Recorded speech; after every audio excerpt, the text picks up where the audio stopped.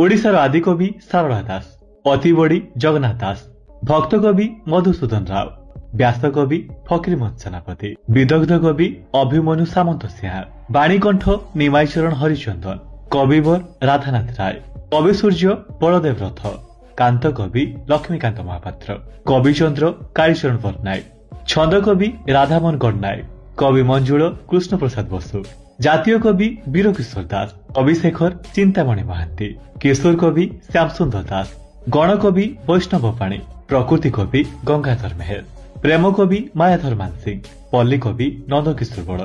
उत्कलमणि गोपबंधु दास, उत्कल गौरव मधुसूदन दास, भूमिपुत्र विजु पट्टनायक, नाट्य भारती अश्विनी कुमार घोष, कलानिधि बाछानिधि शतपथी, उत्कल भारती कुंतला कुमारी सावत, उत्कल रत्न विश्वनाथ मिश्र, लोकरत्न कुंज बिहारी दास, उत्कल घंट जदुमणि महापात्र, कवि सम्राट उपेन्द्र भंज, सन्थ कवि भीम भुई, स्वभाव कवि गंगाधर मेहर, कर्मवीर गौरीशंकर राय, उत्कल केशरी हरिकृष्ण महाताब।